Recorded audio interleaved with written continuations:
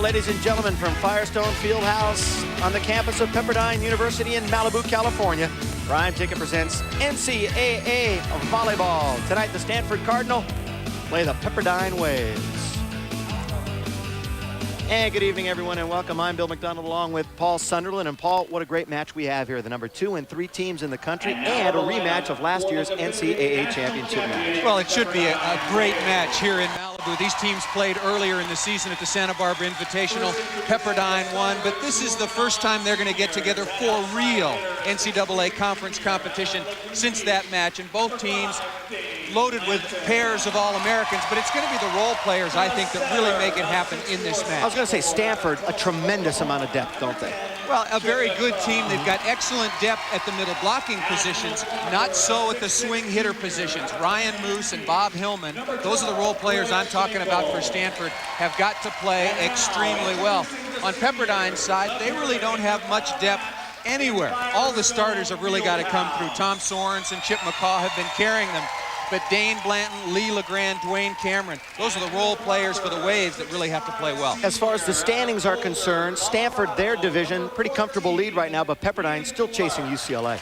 Well, again, the winners in each conference will play for the automatic bid. It appears that Stanford will win their division and go ahead and play the winner on the other side. But Pepperdine's still chasing UCLA and has a chance. Stanford's got to be careful. You know, they look like they're going to get the chance to play in for the automatic bid. They can't let down. They got to keep peaking and playing better and better towards that big match. Great volleyball coming your way in a moment. We're going to take a break. When we come back here from Firestone, it's Pepperdine and Stanford, number 2 and 3 in the country. Don't you move. Back in a moment. Off to a poor start at the beginning of the match. Lee LeGrand, Dwayne Cameron in particular now, who shanked a couple of balls, played in the middle with LeGrand last year. Now he's moved to the outside hitting position, and he's not so comfortable at the beginning of games passing the ball. So Cameron was blocked. He hit one out. Now over on 2, and finally Pepperdine gets the serve. It is 2-0 Stanford. First game. Excuse me, Bill. Very bad service mistake by Stanford. You score a couple of points in a row off Cameron. You got to keep serving, and instead they get a ball over to Blanton and it leads to an easy side out. Ace. Chip McCaw, the 6'4" sophomore setter out of Tulsa, Oklahoma, and it's 2-1 quickly. Of course, we're seeing two great setters here, McCaw and Seaman. I was just about to say, and different. Canyon Seaman is very big, very physical, and Chip McCaw has got great setting instincts and a pair of hands. And we'll talk about the difference as we go throughout. And that one, of course, is weighed on by Dave Goss, who is really the horse on this Cardinal team, and it's 2-2. Well, it's going to be a real battle in terms of kills and sets received between Dave Goss and, of course, Tom Sorensen, the 2 first-team All-American hitters for these respective teams. Goss for Stanford, Sorensen for Pepperdine. And, you know, that's what I talked about, the role players. Those two will probably balance each other out. The setting war might balance each other out, but how will Ryan Moos, serving here, do against Dane Blanton or Dwayne Cameron in their individual matchup? That's what will decide this contest. Sorensen mishit, that goes long, and it's 3-2, so a lot of errors early on both teams. Ryan Moos the serve, the left-hander. Pepperdine, of course, working on that jump serve that they expect from Stanford, and already we're seeing it. Another shanked pass and another point for the Cardinal. I'll tell you, and that's really good accuracy by Ryan Moos, because Pepperdine has moved in a third passer in Greg Schenkel, who's a middle blocker, usually does not receive serve. But the jump serve is such a weapon that you have to cover the court with more players. Ruben Nieves, the coach of the Stanford Cardinal. Seaman, the set, and the big hit that time by John Rebar, 6'6", senior middle block out of Pittsburgh. Ruben Nieves took over for Fred Sturm a couple of years ago, and Ruben, maybe not a big name, you know, coaching in the shadow of the likes of Fred Sturm, but I'll tell you, Stanford volleyball has continued to rise since Ruben has taken over. It has not gone in the other direction, as I think a lot of people might have guessed when someone of the stature of Fred Sturm left. And if you don't know, Fred Sturm now coaching the U.S. Olympic team, coached the team in Barcelona, and that's why he left Stanford. And on the other bench, Marv Dumpy, of course, coached the U.S. national team for many years, in between stints at Malibu. Coached them in the '88 Olympics to a gold medal. I think maybe the best team ever in international competition. Jeff Stork, Bob Stavertlik, Karch Kirai, Steve Timmons, Craig Buck. No weaknesses. No, great team and a lot of depth. Dane Blanton with the up. Cameron, short. Seaman, the quick set. Getting a hand on it was Lee LeGrand, but you can put it in the book for Stanford. It is 5-2 Stanford, and back to serve again is John Rebar. There's Marv Dunphy. There's one name in the interest of time that I left off that list to get back to the action. Doug Partee. Really, really solid player for Marv Dunphy. All-American at UCLA, and he became an outstanding international player. And right now, Marv Dunphy wants a timeout. His wave's down, 5-2. We're early. We're in game one. Paul and I back in a moment, so don't go away. And this is where there's a battle, Paul. Well, UCLA currently in the lead. They are hosting Cal State Northridge tonight. Pepperdine at 12-3. UCLA and Pepperdine have split their matches. Northridge has been struggling a bit. They lost to USC last night. BYU, the big surprise. They are playing very good volleyball at 11-6, and now going over to the other division. In the Pacific Division, Stanford is on top, comfortable lead. As we mentioned, Long Beach State is coming on, but here's a real battle. San Diego State, Hawaii, and USC as we move towards the playoffs. The top 3 teams in each division automatically qualify for the tournament for the at-large bid. And then the 2 teams with the best records, not necessarily the 4th teams from the respective divisions. So it will be very interesting the next couple of weeks. Got a lot of big matches yet to be played. Ruben Nieves says he's very comfortable right now with his position in the standings, obviously. Not necessarily with the way his team is playing, although they've had some big matches. In fact, Paul, you were at UCLA when they came back to beat the Bruins in what Ruben Nieves called their best match of the year, down 2-0, came back to win it in 5. Well, I think that gave him so much confidence for the second half of the season. UCLA was in control early in that match, but Stanford just kept siding out and siding out. And when you side out, just like Greg Schenkel is here for Pepperdine, you're not giving up points, you get into a good rhythm, and you frustrate the opposition. And Stanford just hung in and eventually beat UCLA in 5 games. Very tough matchup. I think that did an awful lot for Stanford's year. Ryan Moos with the kill, 6'5" senior, swing hitter, Santa Monica High School, the left-handed bomber. He passes and hits from the right side with a joust at the net. It's up, another one, and Stanford wins it again. Smart play by Joe Burkhart. Just push the ball into the block, wait until you feel contact, and then throw the ball off the block and out of bounds. Joe Burkhart, a starter since last year, been bothered by a bad back. By the way, Sorensen right now, no kills. And Sorensen is the one, Paul, who killed the Cardinal in the NCAA final last year when they swept them in 3 straight. Well, Pepperdine got off to a great start in that match, ended up sweeping Stanford 3-0, and Sorensen was pretty much unstoppable. By the way, Michael Sondheimer, the one, the only, the legend, Furnace, helping us out here at the table. Still trying to find out something Sandy doesn't know. Pepperdine passing the ball very poorly here early and leading to point-scoring opportunities. Goss, primarily a cross-court hitter, bombing that one down the line. You know, when Stanford gets its side-out game going, volleyball is very simple. If you're siding out with no respect for the defense, you go back to the service line and just bomb away. In fact, that was one of the keys to the win over Northridge for Pepperdine. They're siding out in game number 4, what they sided out 15, 16 straight times. That time it's Dwayne Cameron with the little touch and down, nobody home for the Cardinal. And Craig Schenkel will be back to serve again, down 3-7 as Marv Dunphy contemplates. Craig Schenkel, of course, if you were with us last week, had a heck of a game. Really did the little things and the big things, for that matter, very well. Well, we picked him as player of the game, and I think deservedly so. He was very, very effective every time he had the opportunity to score. Say, you know, Pepperdine is a little bit of a throwback in that they do not jump serve with as much frequency as most of the other teams in the conference. Marv Dunphy has such confidence in his ability to side out and play good defense, and he does not want the errors that come with jump serve. That's Dwayne Cameron with the big pound, left side, right hand. All starts with a perfect pass. You can see the middle blocker is so late. He's just virtually defenseless out there. One-on-one block. The hitter has all the advantage. Seaman with the set, second time through. You were talking about the jump serving, and because Pepperdine maybe doesn't jump serve as much, we'll see a little bit more maybe of Brian Garrett and John Bezmolinovich for Stanford because they won't need their path. They're better hitters. They're better blockers in the middle than the starters Rebar and Burkhardt. Lila Grand that time. Yeah, this is both. These may be the two best offensive teams in the country in terms of their ability to receive serve and then run the offense either out of the hands of Chip McCaw or Canyon Seaman. It's going to be a long, long match. Both teams will have to remain patient and not make mistakes like that. That mistake, an overpass leading directly to a kill, really becomes amplified as this game wears on. Take a look at it. First kill, Tommy Sorensen on the overpass. Outside! Bob Hillman at only 6 feet, a midget by today's standards. Anybody's standards, he's small. Well, it took, you know, it took Bob Hillman about 15 extra minutes to get ready for this match because he wears about 7 earrings in each ear. And Ruben Nieves and the rules say you can't play with jewelry on, so he's got to take them all off. So he has to come to the arena a little bit early. There's a look at number 7, Lee LeGrand, the senior out of Honolulu, Hawaii.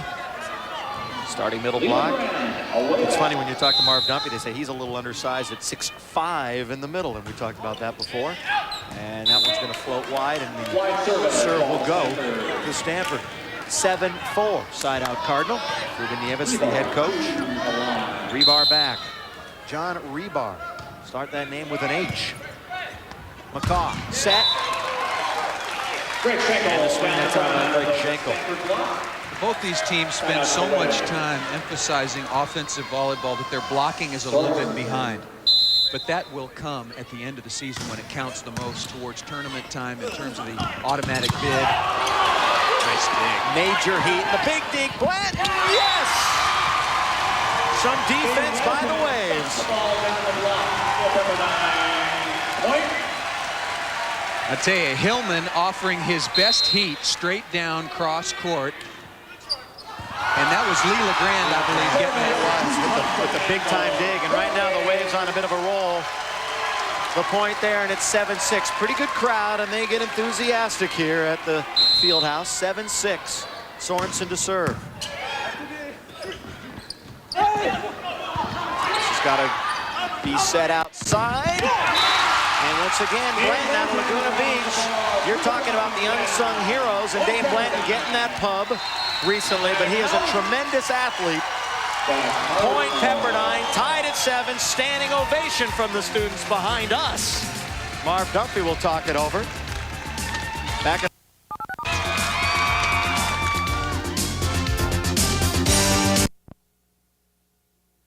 LA Kings live Tuesday, 7:30, only on Prime Ticket. It's going to be a big one, Paul. Well, you know, the Kings have frustrated everybody all season long. They got off to a great start, created a lot of expectations in this town, and then they went in the tank for about 2.5 months, and a lot of people gave up on them, and Wayne Gretzky came back and didn't play very well when he first returned, but it seems now Corey Millen is back and healthy, Thomas Sandstrom is back and healthy, and Gretzky's playing very well, Granato's playing well, and each line is doing what they're supposed to be doing, and the Kings are peaking a little bit towards the playoffs. And as we speak tonight, just 3 back of Calgary. All right. By Pepperdine again. Neither of these teams would be considered huge blocking teams. Chance again in the middle. Good defense, kept alive. Outside Sorensen, yes. Forget about it. Violation of the 3-meter line. You don't see that a whole lot.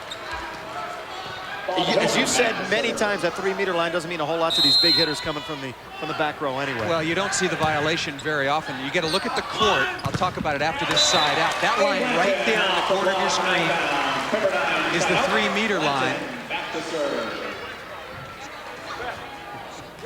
There you see it. And right now standing on you have to Joe take Burkhardt off behind Stanford. that line in order for it to be a legal attack. You may attack, of course, out of the back row, but if you touch the line at all when you take off, it's a violation. Dane Blanton to serve. Tough. Goss, double block. That's great cover by Hillman. McCaw will set. Inside, never went.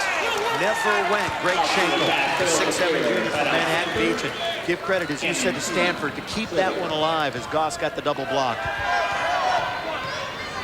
Now serving is Canyon Seaman. 96 Olympic setter for the United States. That's pretty fair possibility for this junior setter out of Miracosta.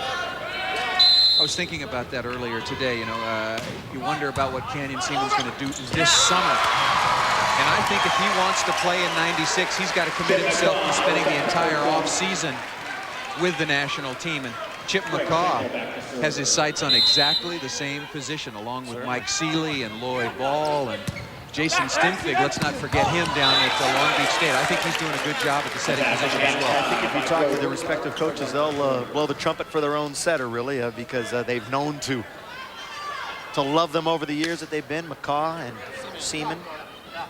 Chip McCaw, only a sophomore, has got a long time ahead of him, and Canyon Seaman, I don't mean to indicate that he's an old man, but he's only a junior. Sorensen, who can really dictate a match when he gets going. He's one of those exceptional talents. You must take his line out of the backcourt. That's where he wants to go. When you're broad jumping a long way out of the backcourt, you primarily want to hit straight ahead. You got to take his line. That is a great play by Canyon Seaman. That's just instinctual. He wasn't just trying to poke that ball up in the air. He was trying to set that ball. Ryan Moos, who really came on big time last year, played his best ball during the tournament. He serves. He just put that one away, too.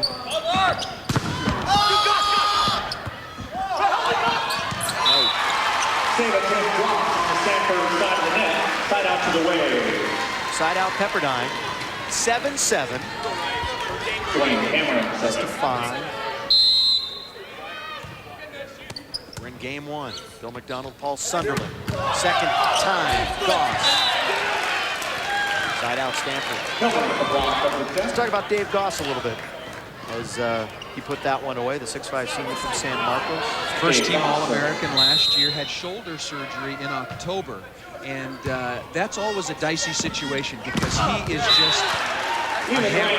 And you need to have a strong and healthy right shoulder in order to play his style of volleyball and to bring to Stanford what he needs. And he was a little bit slow at the beginning of the year, but coming on very strong as the important part of the season is upon us. The big block. Point. Pepperdine. Bob Hillman's got to be very careful hitting low cross court against the much bigger Tom Sorensen. Hillman has got to be careful to turn the ball down the line. Once again, rejected was Hillman. LeGrand's got it up. That's good action. Seaman set. Quick hit. Got it. John Rebar puts it down. When you have a setter like Canyon Seaman or Chip McCaw for that matter, it is a delight to be a middle hitter because you know if you work hard and if you get there early, he's going to get you the ball. And the difference this year between Stanford and the Stanford Cardinal team last year, Goss got so many more swings last year because the middle was a little weaker on the attack. This year, a little more talent in them. A little more confidence in them, at least. Same players, a lot stronger, a lot more experienced, and Canyon Seaman is becoming a better setter. Hitting error down the line by Dane Blank. Which brings us to 8-8. Hitting errors right now, 7 for Pepperdine, as opposed to only 2 for the Cardinal. Pepperdine is very lucky to be tied, given that number of hitting errors. Sorensen's woken up a little bit. Yes, he has. Yeah, he was not quite ready to go at the beginning of this match, but he has made several outstanding plays in the last 4 or 5 minutes. And which was a little surprising because he always gets up for the big matches and plays well at home. And you were mentioning, right now, Pepperdine undefeated this year in this building. And this is the final home game. And so some seniors are saying goodbye to their home court tonight. Pass. That's a great block.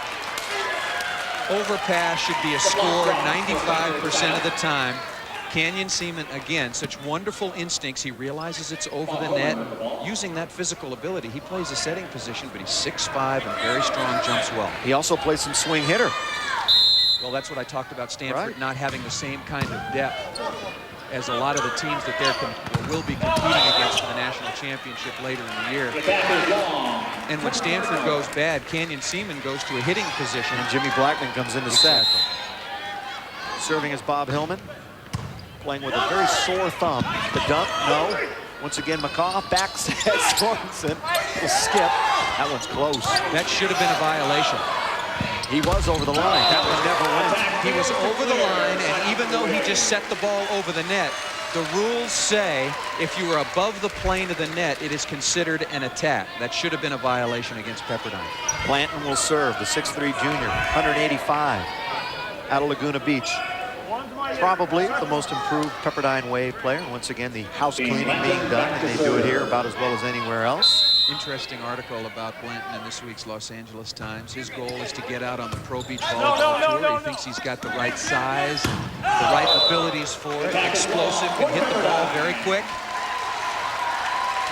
It was down in our section in Orange County a couple of weeks ago. You got it a week late up here in the LA version. Well, we're just not quite as together as you folks You know down how it is. in It was a little Laguna Beach guy. We got it a couple of weeks early.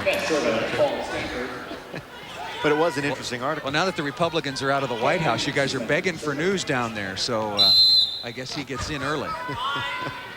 That one does fly long. We're at 9-9, game number 1. And to serve is Greg Schenkel, 6'7" junior. Leader in kill percentage for Pepperdine. Seaman, set, back. Moos. Side out Stanford. Stanford comes in, number 2, 14-3 overall, 11-2 in the conference. Swept Loyola last night in 3. That was to be expected. Cameron. That one was right back in the face of Lee LeGrand. Cameron having some problems here, being driven deep to receive the high floater that caught him up in the chest, and then had to make a big run to the outside. You can see he's there early, his timing is off, commits to the dink, and then the blockers are just hovering around and throw it back. Break time, Stanford, the Cardinal, with the 1-point lead. Back to Firestone after this quick break. We've got a couple of the top teams here tonight, Stanford and Pepperdine, number 2 and number 3. Who's number 1? UCLA, in spite of dropping that long 5-game match to Stanford a couple of weeks ago. Cal State Northridge not playing very well right now. They lost to USC last night. They will drop. And one of the hottest teams in the country, San Diego State, absolutely on a roll, and they are continuing to play good volleyball and have moved back up into the playoff picture. So congratulations to the Aztecs. We welcome you back. If you're not familiar with men's volleyball, this is sort of like Duke and Kentucky getting together in a game. This is Pepperdine and Stanford. If you were talking basketball, Duke and Kentucky. No slowdown, no zone defense, no gimmicks, just going at each other as hard as they possibly can, head to head, and let the best team win.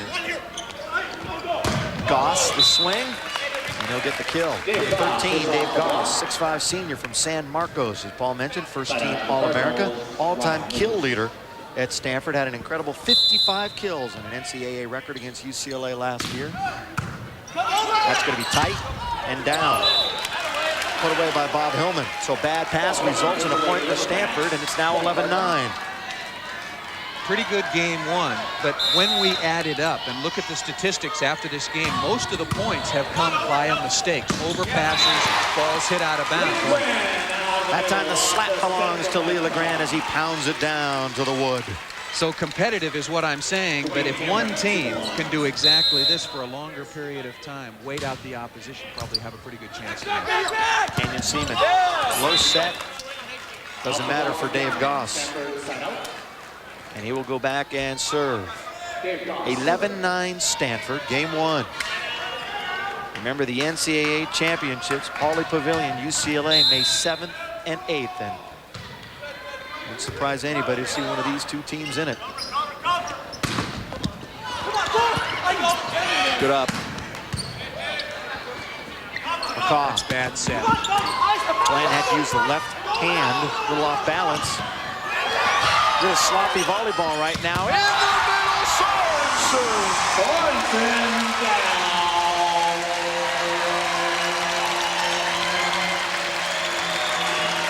Stanford had a chance and got completely lost, and then John Rebar guesses how wrong, and Sorensen going straight down. Stanford a chance right there to take control of game 1 and blew it. And are going to pay here, but Pepperdine, look at this, look at Bobby Hillman. Pepperdine gets the point, 11-10. How many times can we say it? So many mistakes. Two of the best teams in the country. Now, here's the question. Are they being forced by the other team, or is it just sloppy volleyball? No, it's sloppy. Seaman outside. Another chance. This could be a tie. Smart set. Seaman with the dig. Can we get to 11 all? Yes, we can. Greg Schenkel puts it home. Chip McCaw is starting to fall into a little bit of a pattern, and I'll say it quietly because Stanford has not picked up on it. He has ended virtually every long rally with a set to the middle, and Stanford's middle blockers are not adjusting to that. They're getting fooled. See if it happens again. Plant once again has to go left hand. Double contact. However, double contact, and that's going to go to Pepperdine with the point, 12-11. So that turning point in game one that you mentioned, Paul, when Stanford had a chance to take control on the mishandled balls by Pepperdine, and it turns the other way to the Waves, and they score 3 in a row and now lead it 12-11. And we will break away as things quiet down for a moment here at Firestone. Back with more game one action after this. Welcoming you back in a little bit. Paul will be boarding a plane and going to the beach again, but right now it's Stanford Pepperdine indoors. Seaman puts set. Plant in the set. Outside LeGrand. Does it fall in? No. Side out. Stanford Cardinal. That goes long. Side out to the Cardinal. John Rebar. John Rebar to serve.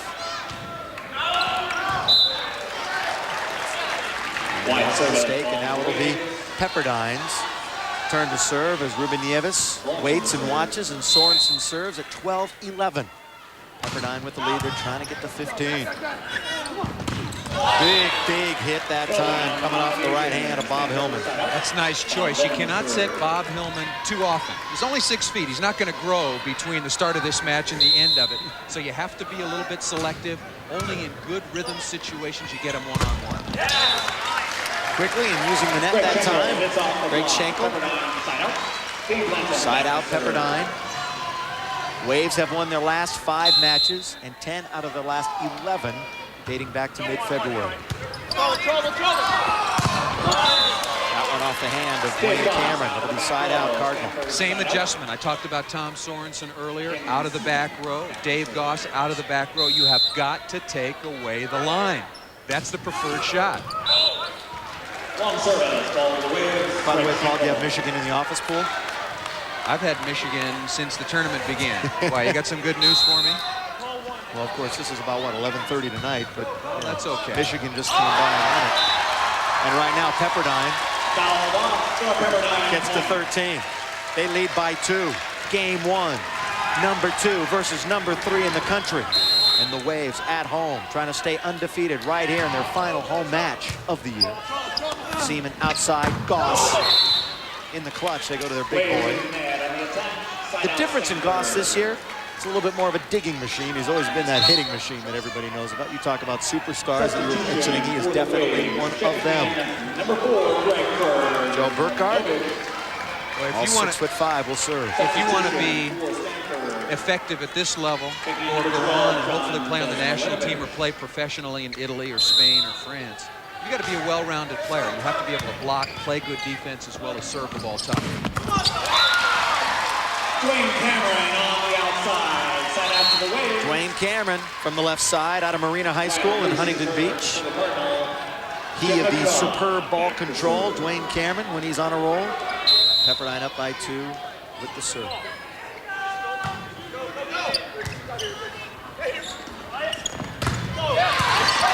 Good coverage. Go to Goss again. Sorensen! No, that time. That's a pretty nice reaction and hustle play by the senior. He's blocking in the right front position there. He's doing a little house cleaning now, drying up the wet spot, but about 15 feet from his blocking position or assigned spot on the court, and he ran all the way back and almost made the nice save. It just went over the head of Chip McCaw, who was just leaning the wrong way. There's a service error right into the net, and Pepperdine will get another chance. Service errors, that's number 3 for Stanford. And as I thought, Stanford's only blocked 3 balls this entire game and on the year. Number 14, Ian Clark. Ian Clark comes in. I was going to say they average 5, almost 6 stuff blocks per game. So Stanford not doing a good job of slowing Pepperdine down. But really nobody slowed down Pepperdine's offense. They've really slowed themselves down when they've lost. John Rebar with the kill. Dave Goss to serve. The team leader. 11-13. Stanford serving. Ian Clark, by the way, his final home appearance. He's one of the seniors, and right there, Shank has it. You can see the face of Dane Blanton, priding himself on not doing just that. Got to keep your feet moving. Float serve coming to you, then you have to be moving forward right through the ball. You get stopped. You get planted in cement. Right, it's right. history. Then the ball's playing you. You get to see the reception there, and that's over again, and immediately you're tied. So 2 big serves, and that's what the bad ball control will do for you, of course, and it's 13-13. And another mistake. You know, you asked me if we're just piling them on. Yeah, it's just sloppy right now. Both teams playing hard, giving it a good effort, but not playing with any sort of consistency right now. And that's when we saw Northridge lose to Pepperdine. When Pepperdine got in the groove passing the ball, that's when Marv Dumpy said he knew he had the match in control. A chance here for Stanford, and they've got it. They've gone to game point now at 14-13. And what have been the keys? Dig a few balls. Stand inside the block, get down, and play some defense.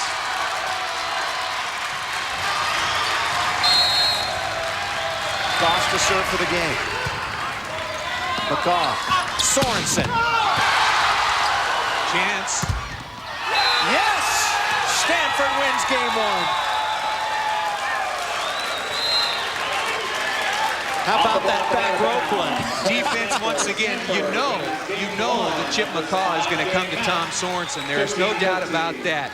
Stanford digs in, plays some defense, and creates a point-scoring opportunity right at the end. Look at this rip. And look at Ryan Moos just getting out of the way. And here comes Goss. There's the 3-meter line. As long as he takes off behind it, he's perfectly legal off the head of Lee LeGrand up into the speakers. That's a nice play. Ryan Moos a little worse for wear, but it'll cost Pepperdine game 1. Stanford comes back and wins it. 15-13, back with the second game after this. Saturday evening, Stanford wins game 1. There's the story, 15-13, and Paul, I don't think either team is laughing, but it certainly was a comedy of errors in game number 1. Well, Pepperdine had 12 hitting errors. That's certainly the key to their loss, but they had chances to win in spite of it. Kills dead even, blocks even. The kind of match we would expect from the number 2 and 3 teams in the nation, but hitting errors decides it. Stanford did not take advantage of enough of those opportunities midway through the game when they really could have taken control. Therefore, 15-13 result. And of course, what does the great Vince Scully say during a Dodger game? Pull up a chair and spend part of Saturday with us. Well, we could be here still for quite a bit of time because these 2 teams pretty evenly matched, and we've only got game 1 in. Best of 5. Here we go. They switch hands, and now serving will be Chip McCaw for Pepperdine. Moos, who had that big defensive dig to end game 1. Those are the kind of players, Ryan Moos, Hillman, that Pepperdine has to slow down. They cannot let the role players, and I'm not saying that these guys are bad players. I'm just saying that Goss for Stanford and Sorensen for Pepperdine, nobody's stopped for their careers. But you have got to stop the other players from having a big night against you. In a sense, when I was talking to Ruben Nieves earlier this week, I said, well, what do you want to do? And on the other side, he said, we're going to stop Sorensen, plain and simple. I want to stop him and then see what happens with the other guys. Well, it's really up to the Pepperdine supporting players to win it tonight. Then. Well, then they better do a better job of adjusting to Sorensen in terms of where he likes to hit the ball. They have not moved over and taken his line as yet, and I'm speaking of Stanford's blockers. That's step number 1. Dwayne Cameron with the serve. Good pass, and that's going to fall in for Stanford. Big smile on the face of Kenyon Seaman as he got away with one. Why not? He missed his hitter altogether, made the cardinal error. Sorry about that, Cardinals. Ooh. Set the ball over the net and got away with it.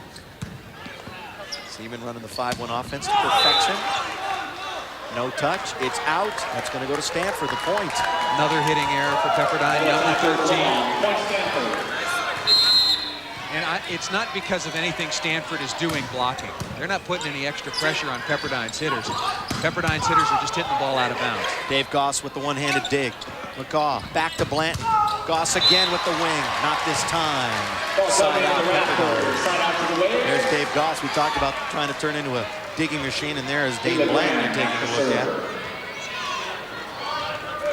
Hiding behind the net. Blanton, #1 in the Mountain Pacific Sports Federation in digs. Talked about how much he has improved, becoming a mainstay of this team. Side out, Stanford. Goss will serve. Dave Goss last year, 700 kills. Over. This year, under 400. You see they're spreading it around a bit. Well, that's not only good for Stanford, I think it's also good for his shoulder. He'll be much healthier at the end of the season. Oh, that's a nice pound right there by Bob Hillman. As we've been mentioning, the little guy at 6 feet. That's 7 kills for number 15, the senior from Harvard School. Dave Goss is still getting a lot of exercise every night. He has hit 690 balls during the course of the year. Bob Hillman is in second place. He's only taken 322 swings. So it's not like Goss has become one of the boys. He's still in the cleanup spot. 690 swings in a game and about 690 million in practice. We'll be back with more after this. It's 4-0 Stanford. Rather, game number 1, 15-13. They lead 4-0 here in game number 2. To reiterate a point, great balance right now for Stanford. In kills, Goss has 8, Hillman 7, Moos 5, Rebar 5, Burkhardt has 4, and of course you can point to the setter, Canyon Seaman, for that, spreading it around. Oh, that was a big-time chance there, and Goss just took his eye off it. You got to move your feet. Again, talked about that earlier with Dane Blanton. The deflection was there, plenty of time to move your feet and get in a much better body position to play the ball. Sorensen to serve, the jumper. Hillman's passed well. And that was perfect, and then just hitting it over. Of course, we mentioned how Seaman has the entire package, and right there he hit it over. He's an excellent outside hitter, too, when he goes out there. 4-0 Stanford. Control of the second game. That time got around the block of Seaman that time. Dane Blanton with the kill. How would you rate Seaman as a blocker? I got to see him some more. I need to see him some more. Fair enough. Fair enough. I like Chip McCaw as a blocker, I'll tell you that. He gets in very good position, gets his hands on a lot of balls. Canyon Seaman has the physical ability to be an outstanding blocker, and he may well be, but we're sitting courtside. This is not the best place to watch blockers' technique. I need to go down and sit at the end line for a couple hours in practice and see how well he presses towards the hitter and watches the ball. That is a quick attack right there, and Joe Burkhardt puts it home.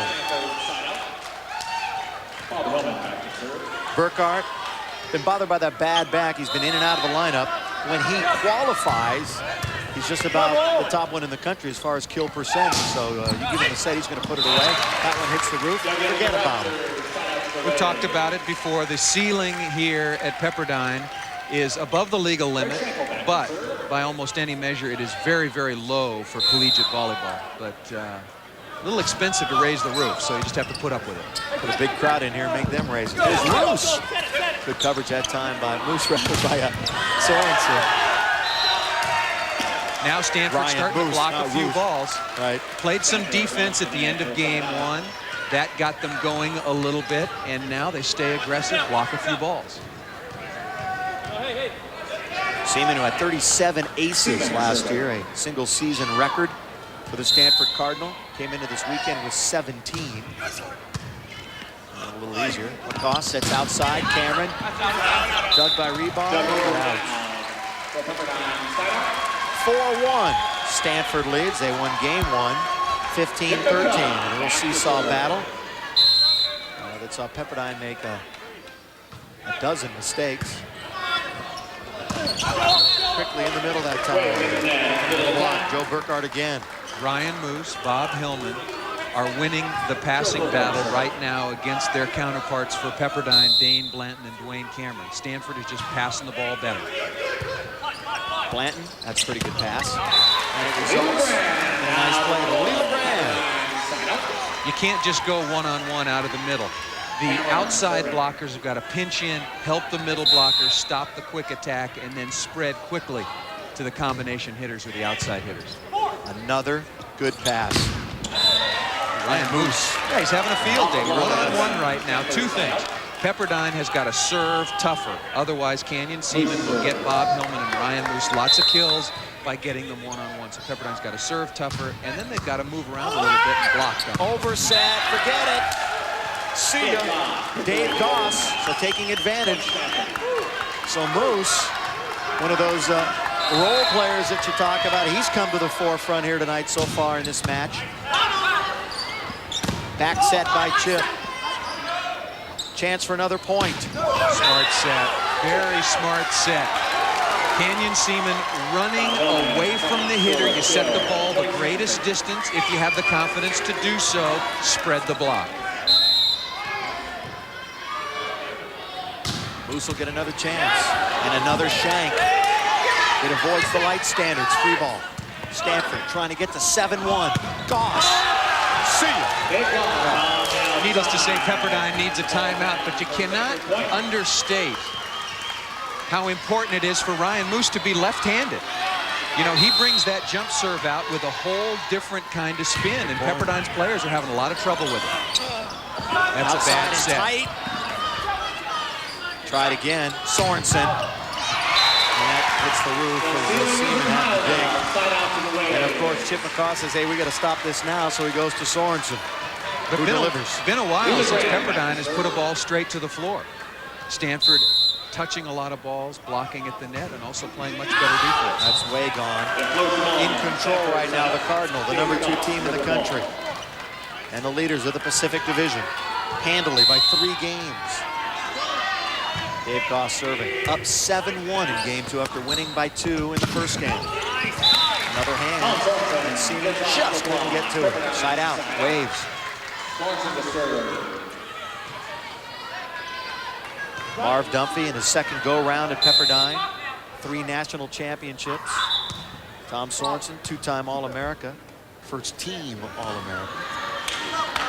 He'll play in '96. There are 4 players out here, I think, that have a very solid chance to be on the Olympic team in 1996. There's one of them.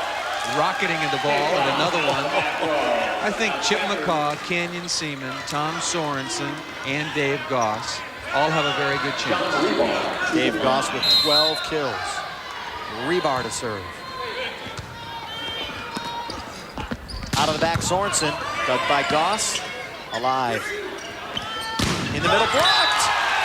Stanford starting to adjust. Remember I talked about in game 1 how Chip McCaw likes to go to the quick hitter to end rallies. Now Stanford's middle blocker and outside blockers are starting to double up and stop that play. Cardinal, 8. Wave, 1. Back with more in a moment.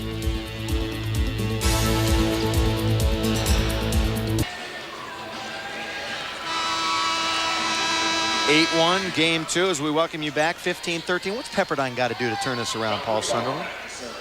What are they not doing?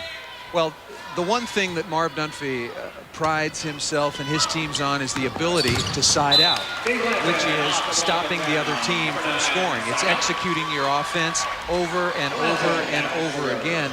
And latter stages of game 1, Stanford started blocking the ball better, digging the ball better, and Pepperdine got a little bit flustered in their side-out game. Another mistake. McCaw, Cameron. Ooh, nowhere to go. Seaman was there, Burkhart was there. Canyon Seaman gets the big block. And believe it or not, this ball is called out, and we can't tell from that particular angle. And Pepperdine will have it. Look at the coach, he's up. Ruben Nieves saying, you've got to be kidding. And Bob Oshida. Verna and Bob now conferring. You didn't get that at all? The linesman just came over and said he did not see it. Nobody, you didn't take a look at it all? All right, so the linesman didn't see it. The umpire's not sure, so we'll replay it. Take it over. Why not? That's all right. Okay. How about the distribution of sets? Oh, we were talking about during the last timeout that I don't think that Pepperdine's outside hitters are getting enough sets, enough opportunities. Dane Blanton and Dwayne Cameron. They've got 5, 6 kills apiece. But right out of the timeout, who got the first 2 sets? Blanton and Cameron. Too many balls into the middle, and here goes another to the outside. You've got to keep the block spread. Otherwise, Stanford will continually bunch their blockers in the middle and take Schenkel, take Sorensen, and take Lee LeGrand out of the match. And Chip McCaw was starting to be very predictable in his system of attack against Stanford. Schenkel with the serve. Seaman. Goss. Yes. Froze everybody on the other side of the net. You think, how can they not get to that? But completely frozen when the big guy goes up there and you think he's going to pound him right at you. I'll tell you, frozen, but not freeze-dried. You got to not dead. You got to go after that ball. Somebody make a move. Not a good play there. Chance for Stanford. Goss, can he put it away? Yes, he will. And it's now 9-1. 15 kills as Goss starts to rack them up, as he does every single night. They're the kill leaders. In fact, the worst match of the year for Stanford is a match that they won when they beat UCI in 4. Goss in that one had but 9 kills. Stanford, there they go again. The key to this match right now is Stanford is playing superb defense. Ruben Nieves has to be very, very happy with the way his team has hung in there offensively. They've made very few hitting errors compared to Pepperdine in game 1, and defensively they've just been excellent. Blowing Pepperdine out here in game 2.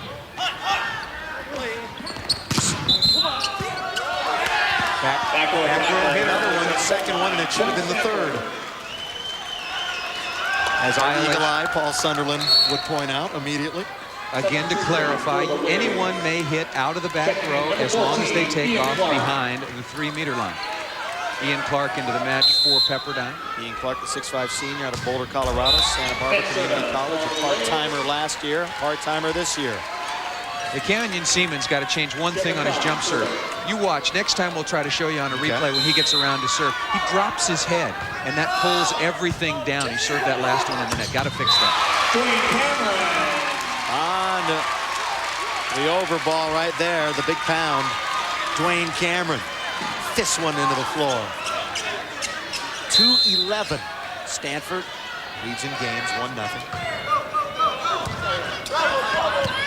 Seaman, Goss. That is a great spank. But again, the Pepperdine blocker's not making an adjustment. The set's dying low inside, and they're out here hanging on the line, giving Dave Goss all kinds of room to hit inside the block. Got to move the block in. Goss having a great game, too, with 11 kills. Sorensen. No. Good effort, however, by Burkhardt. You talked about Joe Burkhart's hitting efficiency. Once he gets up enough numbers to qualify, he'll lead the nation in efficiency. Has a very bad back, and that limits a lot of the opportunities that he gets to play. Sorensen! So go to Stanford. And you talk about hitting percentage, Paul, and usually hitting percentage tells the story and how your team is playing. In fact, you look at the ranked teams and you can pretty much go right down the line, and they're the top hitting percentage teams in the country. Well, and another real important number to look at is not only what you hit, but what you hold the opposition to. A little bit like basketball, your field goal percentage opposed to the other team's field goal percentage. And in terms of both these teams, Pepperdine is a +194 and Stanford is a +139. So that's why they are where they are. Pepperdine 4 times as many hitting errors, and they are down big and about to go down in game number 2. It's 12-2. And look who's serving. Yes. Brian Moos has scored a lot of points for Stanford when he's been at the service line. The left-handed gun. No touch. Out by Blanton. Make it 13-2. 2 away from taking game 2. Be a big loss for Pepperdine if they go on to lose this match, because then they'd be pretty much out of it in terms of catching UCLA in their division of the conference. That's just hey, Furness just wrote a note. He thinks, well, that's going to be in. Ace, get to game point. Ryan Moos is having a superb match. That was in by a lot. Yeah. That wasn't even that close. After winning 15-13, Stanford's Moos trying to close it out. He can't. He side out Pepperdine. I was going to say Furnace wrote a note, Pepperdine in 5. And he still points to it. Maybe a little more confidence than somebody else. Ian Clark to serve.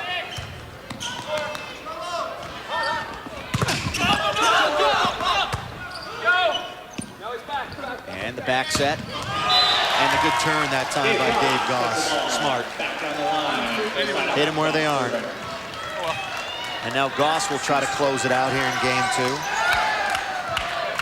2. Dave Goss's dad played hoop at Princeton.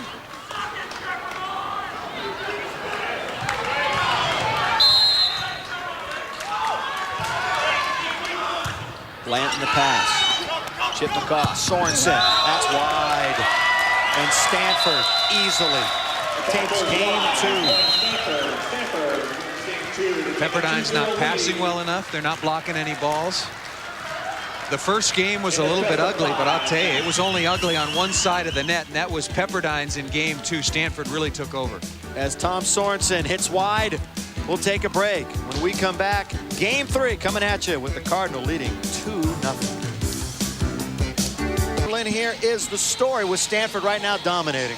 Well, go right from the top down to the bottom. 17 hitting errors for Pepperdine. Those are balls either stuffed, hit straight out of bounds. Not much effort on the part of Stanford to get on the scoreboard. Phenomenal performance on the other side of the ledger. Only 4 hitting errors in one long game and one very quick game. Defensively, Stanford also turning it on a little bit. The 3rd number under our Diggs column. Really doing a nice job. The rest of the match pretty even, but Pepperdine got to start hitting the ball in the court. Right now, senior night, of course, as the seniors say so long to the home court here at Pepperdine. That being those being Cameron, LeGrand, Clark, and Sorensen. So they have some stepping up to do if they want to go out a winner here at Firestone. 15-13, 15-2. Bill McDonald and Paul Sunderland welcome you back. There's one of the seniors, Lee LeGrand, out of Hawaii. Punahou High School, one of several players in the conference this year out of Punahou. Kevin Wong, Stein Metzger over at UCLA, along with Brian Wells. Mike Lambert, also from Punahou High School. They turn out a few. You get a lot of arguments between the kids from Punahou, the kids from Pali, and the kids from Miracosta as to who's got the best high school program in the country. It's one of those way to start. Yeah, that's not a good way to start right there for Pepperdine. If things continue the way they are, we're going to be out of here in short order. You wouldn't think, but we might be. It's 1-0 right now here in game 2. That's a pretty good pass right there. And Cameron will send it home. You know that's the kiss of death. That I just said that? Yeah, as soon as you start talking about it, looks like it may be a quick night. Well, before I said it was going to be a long night, so maybe I'll reiterate that fact. All right. So settle in. A little too hot to handle for Schenkel. Side out Stanford. It's just the matchup between the outside hitters, in my opinion. Ryan Moos has been superb, passing the ball, hitting the ball, and from the service line. And Bob Hillman, they have outplayed Dwayne Cameron and Dane Blanton for Pepperdine so far in this match. 12 kills for the big gun for the Waves, Tom Sorensen. 6'6", 205, the senior out of Racine, Wisconsin. That's a little tight. And it's still alive. Good no call by Werner Klubniken. Good defense again. Stanford just keeping themselves in this point, but Sorensen pounds it home. Once again, Chip McCaw ending the rally with a set to the middle. When you're an opposing player or an opposing coach, you've got to key into those sorts of things. You know, John Rebar is there, but he's not in a good blocking position. He's not on Sorensen's hitting arm at all. Oh, that's a shame. That's the low ceiling. That's a nice hustle play by Joe Burkhart defensively. And Pepperdine now leads 2-1. Pepperdine will get the next week off. They will be back in action Saturday, April 10th at UCSB, the Thunderdome. So you fans of volleyball here in Southern California, that'll be the Thunderdome, 7 o'clock, April the 10th. 20 kills for Goss, and he will serve now. And you can see the hair growing back on the top of the heads of the Stanford Cardinal players. They shaved them at the beginning of the year. out that they weren't Steve Timmons or the Olympians, and they couldn't get a date to save their lives. I guess so what it was, hair grow back. It was during a kind of a freshman initiation get-together, and it was a dare, and everybody decided, hey, we'll do it for unity. Anyway, back to the action, and Hillman that time puts it down. Bob Hillman. Talking about that sore thumb, which he jammed before practice against UCLA. It's not going to get better this year, but it's really not bothering him. He's just got to take a lot of time off and rest it before it gets any better. Oh, big time. Big time that time by Canyon Seaman and company. You asked me about Canyon Seaman's blocking? Yeah. I'm starting to see a little bit more. Okay. I mean, I knew he was a good blocker, but we just didn't have the looks at him enough early in this match. A violation on the double contact, the throw by Chip McCaw. But Seaman, outstanding blocker, obviously. So don't anybody right that calls Sunderland waffles in his opinions. He's seen enough. Sorensen, the swing. Put it down for his 15th. Chip McCaw's got to make a decision here. He's got to decide that he's going to spread the wealth and try to get everybody on his team into the flow and hot, or he's just going to go with Sorensen and see if Sorensen can win this game against Stanford basically on his own. But Chip McCaw needs to make a decision. He goes to Sorensen for a while, and then he goes away from him. He goes to him, and then he goes away. Sorensen. Seen him inside quickly that time to Joe Burkhardt.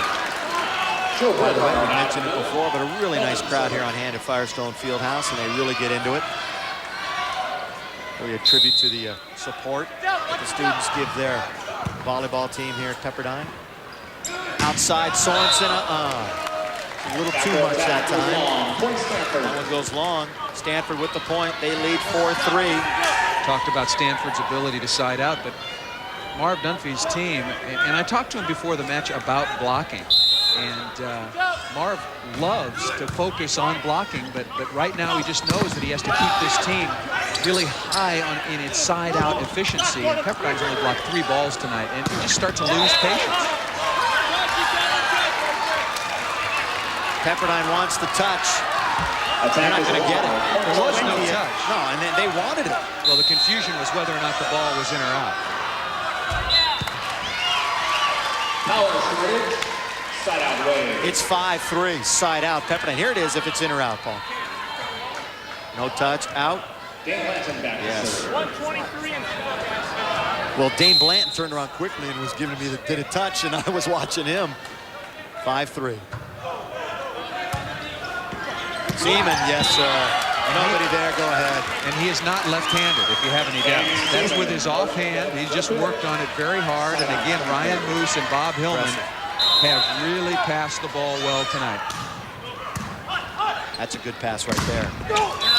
Schenkel will put it away. So you pass the ball. You pass the ball right on the wave. The cresting wave, depending on which side of the net you are here, that's the target area, and then you've got 3-4 hitting options available. You pass the ball in the bad spot, and all of a sudden the defense has got an advantage. Moos, Sorensen, So Moos again. Give him another. You know, he's only got 7 kills, but that doesn't completely tell the story. Of course, he's done the job defensively. Serving, he's been excellent. So it's that all-around game for Moos. Not a good pass there at all. That ball's got to come up. Ball hit cross court at the defense, and as a defender, you can't come charging. You've got to be, you know how tennis players are kind of hopping as the ball is, they're in the ready position. Yes. That's the sort of body balance you want as a volleyball player, so you're always moving through the ball or can change direction. Goss with some power. And Cameron and LeGrand unable to put it right back at him. And now we'll see Moose, the determination on his face.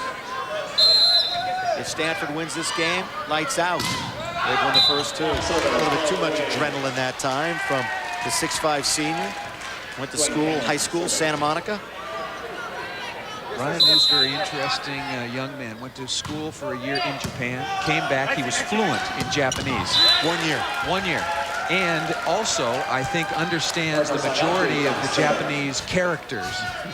And wants to get involved in international business when he's finished, and figured that being fluent in the Japanese language was pretty important. I think he's right. Chip McCaw outside. Tommy Sorensen. Put that one to the Waves. Side out, Pepperdine. You know, you compare the personalities of these two setters, McCaw and Seaman. We're looking at two of the best. And Chip McCaw, the Iceman, really not a lot of emotion. And I asked Ruben Nieves about Kenyon Seaman, who was about to set. No, not this time. Number 21 for Stanford. And he couldn't really decide if he was an emotional, fiery type or if he was the cool customer. And then finally said, well, I think he's a little bit more towards the feisty side. So two different personalities right now. And here's the cool one, McCaw, outside to Blanton. And that one hits the low roof. Well, you know, setters, like quarterbacks or point guards, cannot be overly emotional because everything they do really dramatically affects everyone else. They have to keep a pretty even keel and really pick their spots to get in somebody's face or show a lot of emotion. Waves trying to keep that unbeaten streak alive this year and end their home match streak. Unbeaten. In fact, this is the 6th home match in a row that they will be playing, so a good little homestand to give them some confidence and come up in the standings too. That one's way in that time. Side out Stanford, they lead 5-4 after winning game 1, 15-13 if you're joining us late, and it was 15-2 in game 2. That's a pretty good pass right there. Sorensen, the hop, the skip.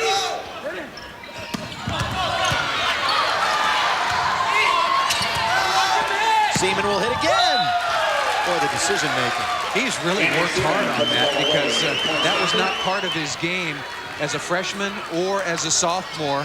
Has 4 kills here tonight, and I'll tell you, if he can effectively hit the ball, that becomes a whole new weapon. A lot like Jeff Stork, setter for the Olympic team in '88 and '92, and he was naturally a left-hander, and it really caused teams a lot of problems.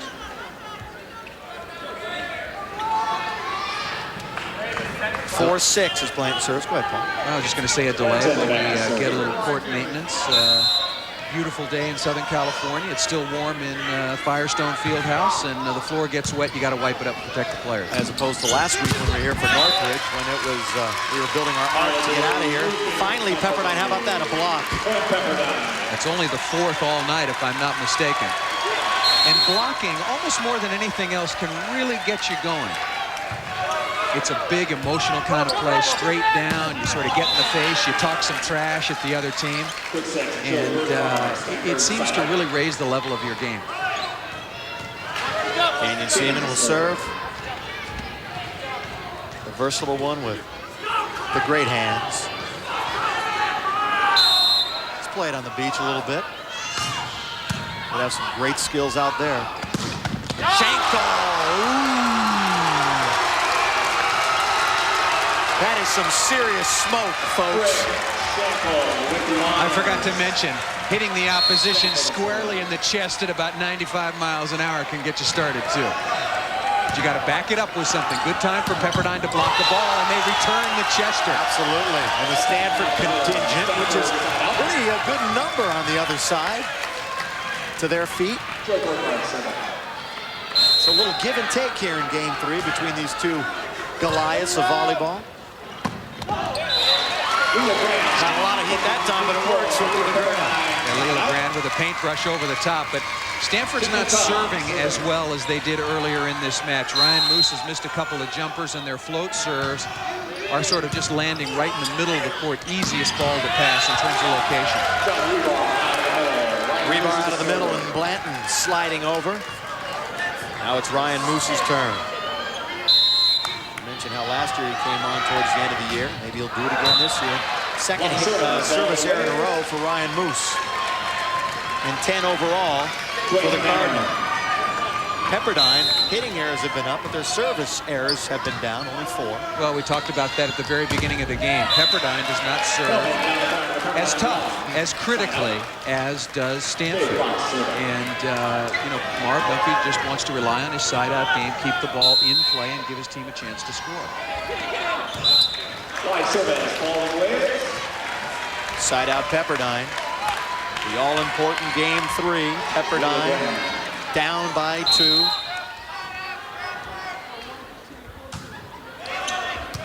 They're just at the bottom of the hill on their climb, but they have a chance to draw even here in the 3rd game. Important swing. Cameron, McCaw, Blanton. Burkhart with the up on the other side. Now Hillman with the swing. Longest rally of the match. Sorensen still alive at the net. And the roof to end it. Great stuff. Give the point to Pepperdine. Not a Phi Beta Kappa choice, but I'm not sure Canyon Seaman, yeah, he had room to set that ball. That was not a very smart decision, and he knows it right now. And after you get stuff straight down, you never want to look at the other team. You just kind of laugh it off and say, all right, my mistake, but not because of anything they did. Seaman outside, Hillman in your face. See how low and quick the set is to Bob Hillman on the outside. Canyon Seaman picking his moments and his situations to set Bob Hillman. You got to move the block in against the smaller outside hitter. The middle blocker's not going to get there. Hillman has 10 kills, and for Schenkel, that's his 10th. So two players quickly get to double digits in that department.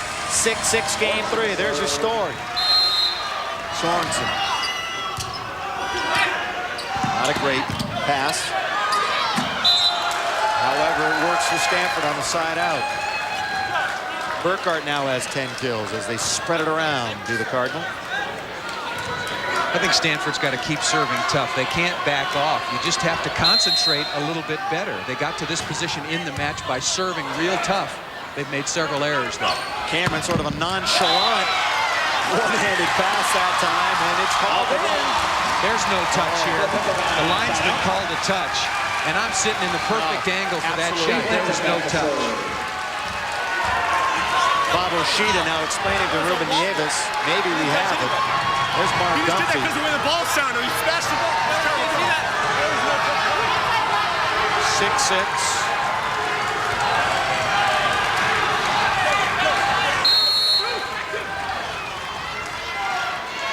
Blanton against the wall.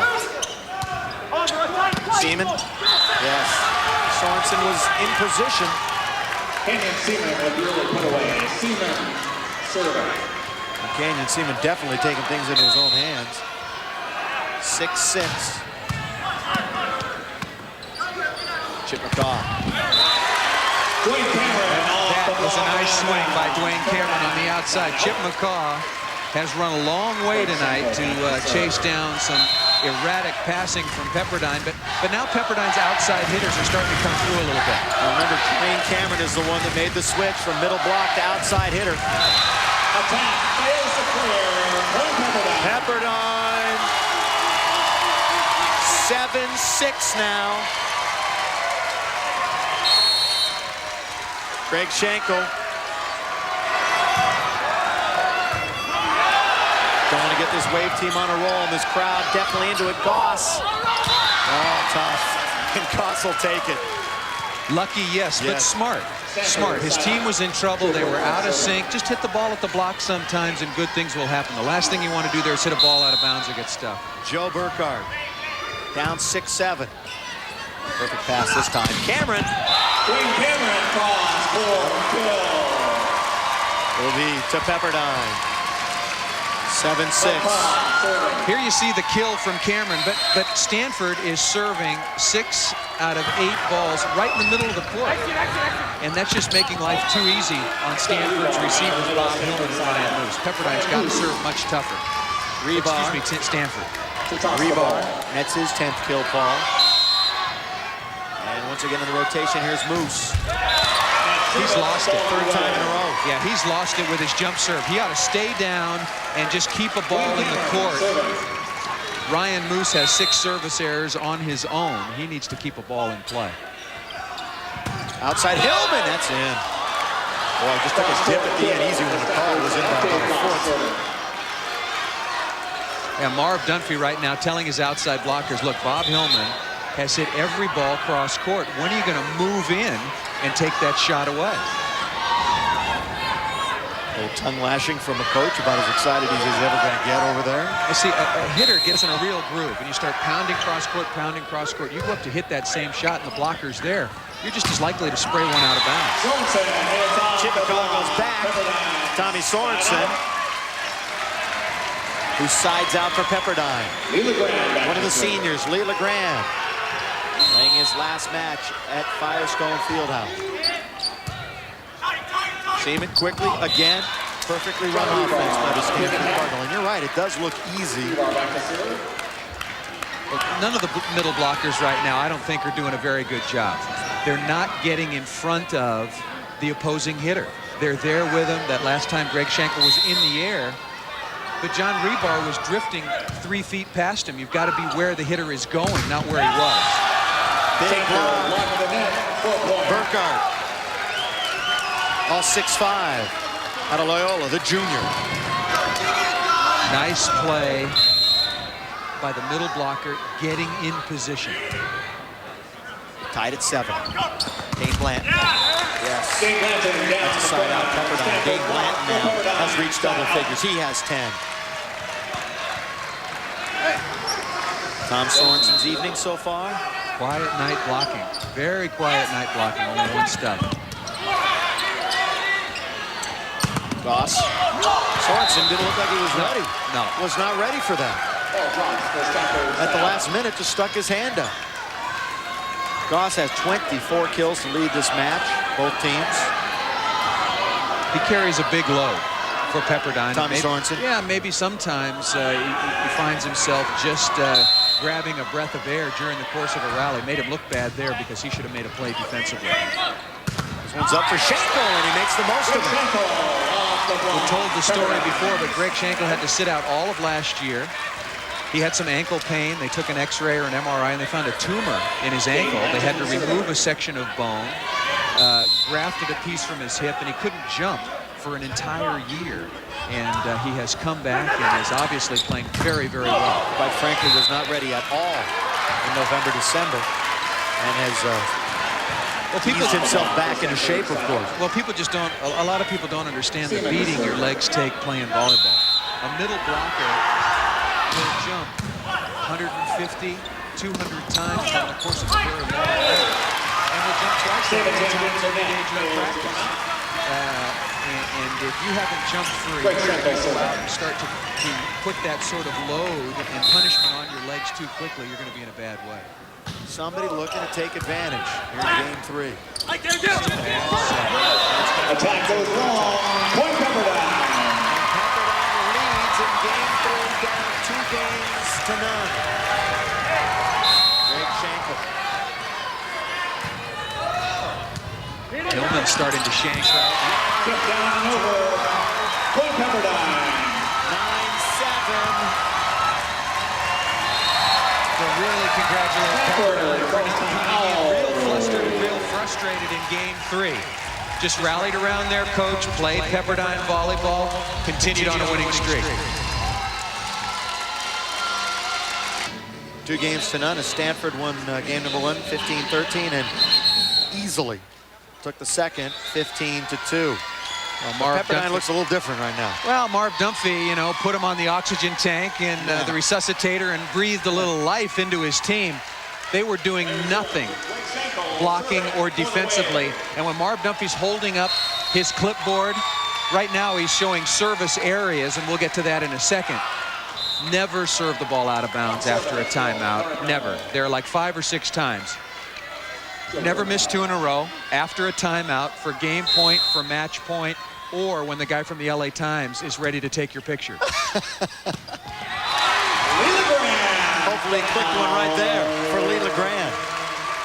But Marv Dunphy is talking to his team about blocking, I think, and blocking only right now. But that's what I talked about, the middle blockers being in very poor position. They are jumping to block where the hitter is starting, not where he ends. And Bob Hillman, That's a little indecision. yeah, well, Bob Hillman and Ryan Moos, who are so solid through 2.5 games, are starting to fall apart a little bit right now, and Pepperdine is being very consistent in its service strategy. Every serve going to Bob Hillman here, and he's starting to crack a little bit. Moose, a little too hot that time. Chip was on his heels to take a little of that heat. Now Moose, he's missed 3 in a row. Let's see if he can put this one in. He's going to jump serve again. 4 in a row. That's a mistake. You know, his teammates are starting to get frustrated. Just stay down and serve the ball in the court. Service errors in game 3, 1 more than in the first 2 games combined. That one just clears the net. Oh, Goss. Showing what he's made of that time. Over the top. That's roundhouse. Dave Goss, 6'5" senior out of San Marcos. Stanford down in this game. Leads the net. 2 up that time. Outside Goss, yeah. I tell you, Canyon Seaman had everybody fooled, including, I think, both of us. I thought he was going middle that time, held onto the ball just for a split 100th of a second. Sees what the opposing blockers are doing and then dishes back over his head. That's a point for the Cardinal. 8-10. Over the top that time. They can get to within 1 and do. Defense again. Taking control. Yeah, but defense again for Stanford is king. At Ryan Moos with a nice dig on behalf of Ruben Nieves in the backcourt, and they were able to convert.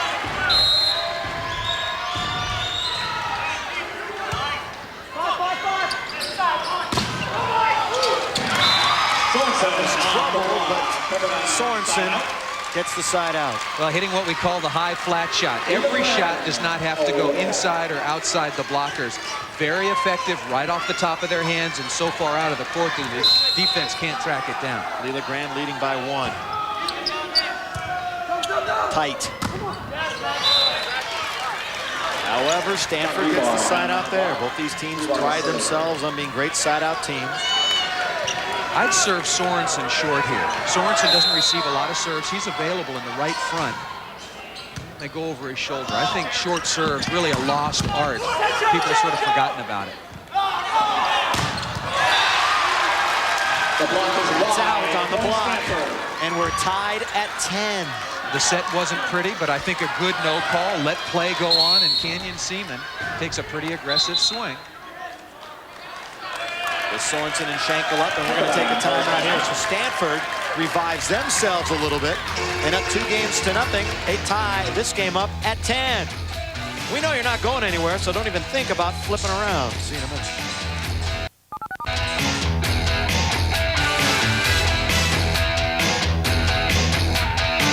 Back at Firestone Fieldhouse, the campus of Pepperdine, Malibu, California. We're in game 3. Stanford leads 2 games to none. The battle of number 2 and 3 in the nation.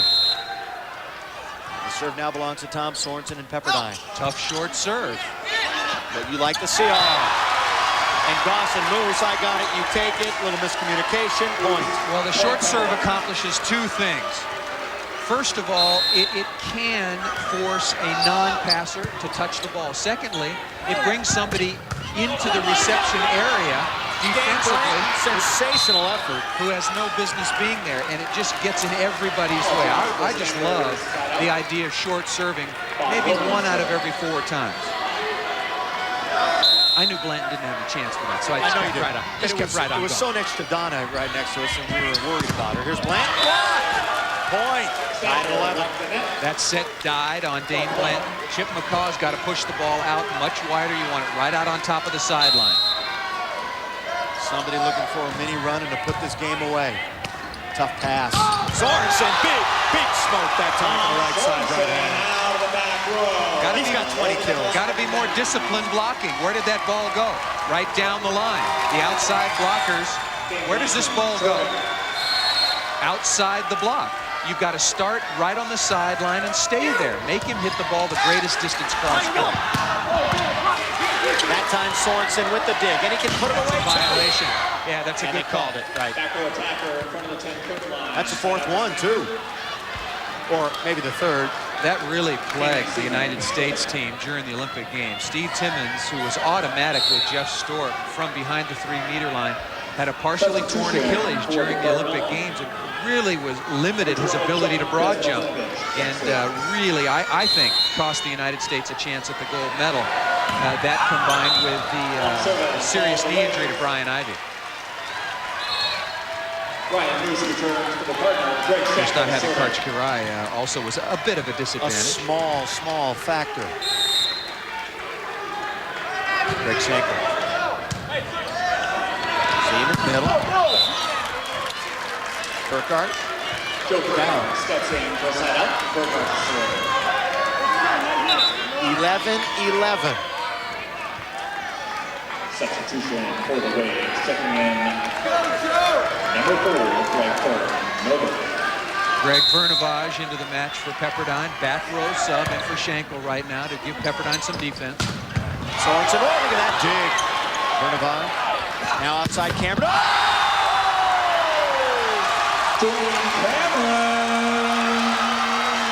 Cameron! Make Sorensen hit the ball cross court. You stay in, play some pretty good defense. That's career, though, right there. Cameron's going to be asking us for the videotape of that, I promise. Right on the line, dug nicely. The grand dug. Here's Gus. Chance. McGaw.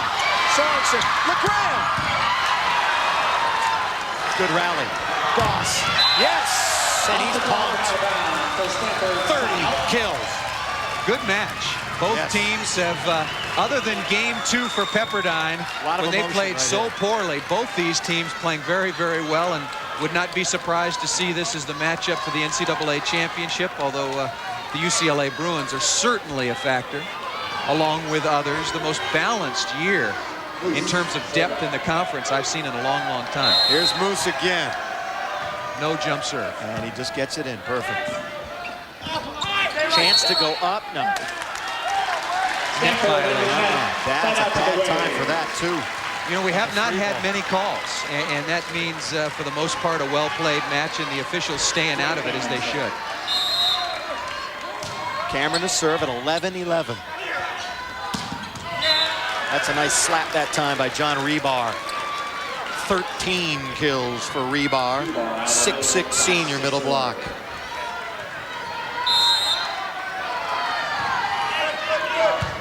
Blanton, the low pass.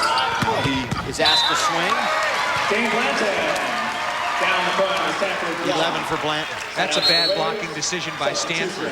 Blanton is running parallel to the net, never even sees the block at all, just trying to aim the ball back into the court.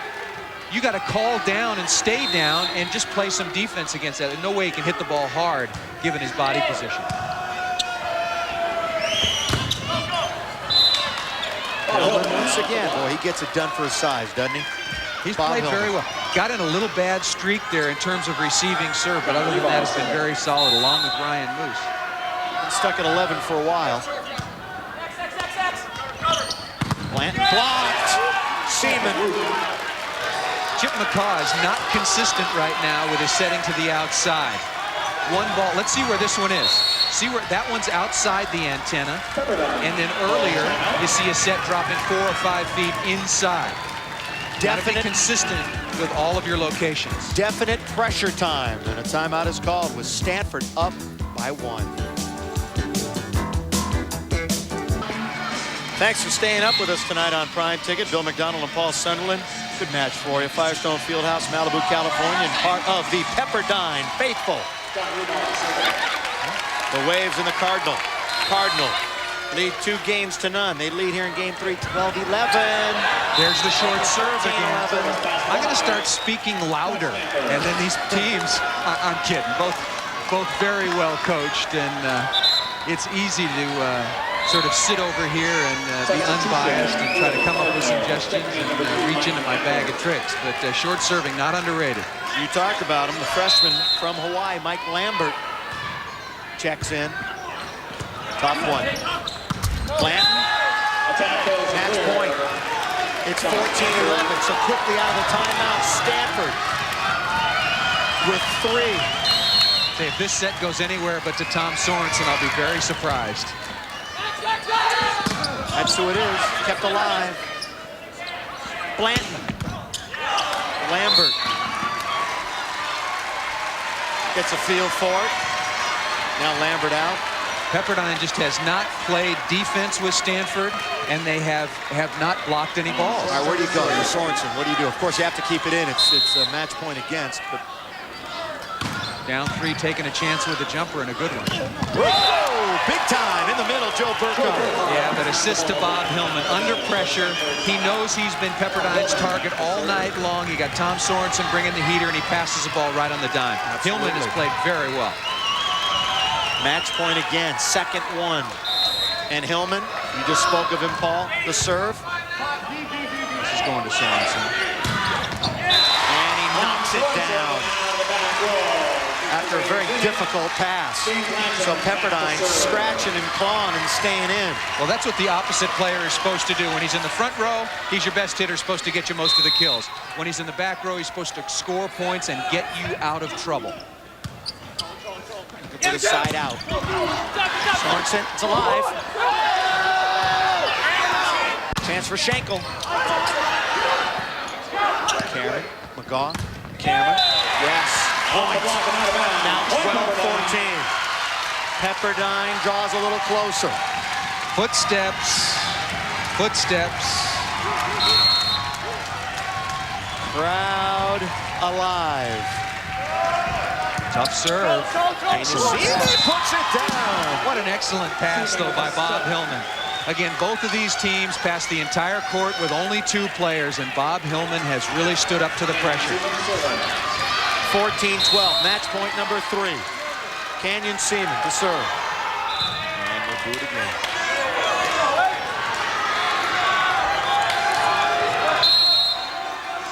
Two of the best in the country right here. That's a good pass. Cameron. He put a lot behind that. He's not getting the ball enough. Cameron has been very effective in terms of kills to sets received. He needs a little more action. Pepperdine lives another day. Seaman. Chance to get to within 1. Cameron again. No touch. Yes. Yeah, got a touch called out of the corner. 13-14. Good stuff. Schenkel. Probably going to Goss here on the left side. Yep. Yes, sir. Good call, Paul Sutherland. Good call, Canyon Seaman. Well, simple game. You got your first team All-American on the left side. Carried you offensively through much of his career. You got to get him the ball.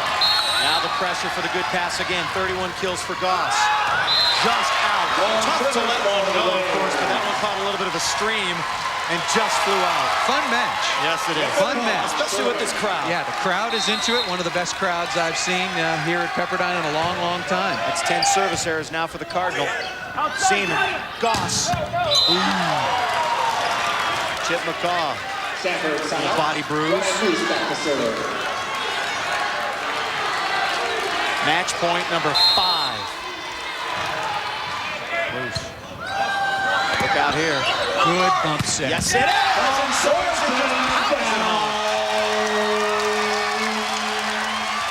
That's a great play. The key to that was the accurate bump set from Chip McCaw under pressure, and Marv Dunphy bringing in Ian Clark for Dane Blanton. Just a blocking sub. He's in there only to block. Dane Blanton will come back in should Stanford side out and gain possession of the ball. Dwayne Cameron. Hillman again, the pass. Inside, Cameron, no. Little smoke from rebar that time. And now Cameron. Brother Blanton back in. 6th match point. Goss will serve it up. 14-13 Stanford. They lead 2 games to none. Pepperdine just trying to crawl out of the hole. McCaw would like to run a combination play, try to get Sorensen open. Sorensen still alive. Sorensen again. This could be it for Stanford. Got to go to Goss. They do. That's it. Dave Goss hits off the block for Stanford point. Stanford. The number 2 team in the country gets it done. Good match. In terms 15-13, 15-2, and 15-13 in a thrilling 3rd game. And right now with one of our stars, and he really played well tonight, is Paul Sunderland. All right, thanks, Billy, with Bob Hillman. Entertaining match tonight, kind of fun. A couple of chesters, a couple of facials, and you guys survived. I really thought that you and Ryan Moos were the key to the match. I thought you passed very well, but how does it feel knowing that you're the target all night long? Well, that's an interesting observation, because last night at LMU, I received 100 serves and Moose received 2 or something, so I'm really used to that target role. And I have to learn to relish it. There's nothing else I can do. If I don't enjoy it, I'm going to have a terrible time, and it's not going to be worth playing volleyball. So even though I'm a somewhat shaky passer sometimes, I try and really concentrate and focus all my energies on it. The first game of this match was the first game, I should say, of the match, very error-filled. Pepperdine 12 unforced errors. You guys are hitting the ball out of bounds. But it seemed that you were able to settle down. Was there one key to that in terms of taking over in game 2? No question, it was Ryan Moos's jump serving. He got us about, I swear, it seemed like he was getting us every point the whole game. Without his jump serve, it might have been a tougher game, but he was just nailing it right in there, and they were having trouble with it. That second game, total credit goes, Moos deserves total credit. Little revenge over last year in the NCAA finals? Yeah, it was nice to be able to stop Sorensen a little bit for once. Usually it's like Sorensen, kill, kill, kill.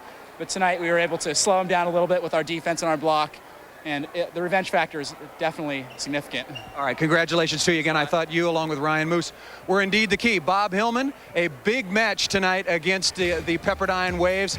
Their first loss at home all season long. Bill McDonald and I will be back to wrap it up. And then I'm going to Pro Beach Volleyball. On Fieldhouse, and Stanford wins in 3, 13-2 and 13. And we welcome you back, Bill McDonald, along with Paul Sunderland. He said he's on his way to beach volleyball. By the time you're watching this, folks, he's already on the plane. It's the magic of television. It's a tough life, isn't it? Somebody's got to do it. It's amazing. What about the result now? Stanford, obviously, they're stamped that they are a true contender, and they could be there at the end at Pauley Pavilion come the second week in May. But how about Pepperdine? They're derailed a little bit now trying to catch UCLA. Well, did not play good defense tonight, did not block the ball at all well, and I know Marv Dunphy has not really emphasized blocking, but you can bet starting in practice on Monday, that will certainly start taking some more time in his practice schedule. UCLA still there. You can't count out Long Beach State. I'm very anxious to see BYU come the regional tournament.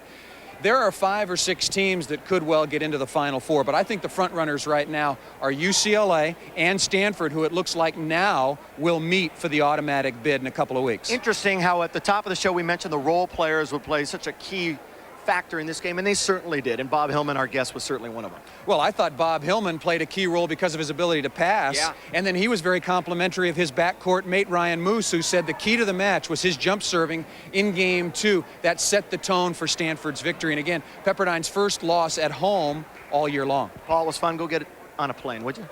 Do I have to? Yeah, he all does. Right, let's go. We're going to get him out of here. He's got to go join Marlowe. Somebody has to. He might as well do it. We're going to get out of here, too. Stanford wins in 3. It was a great match. Thanks for joining us. For Paul Sunderland and the entire crew, I'm Bill McDonald. So long.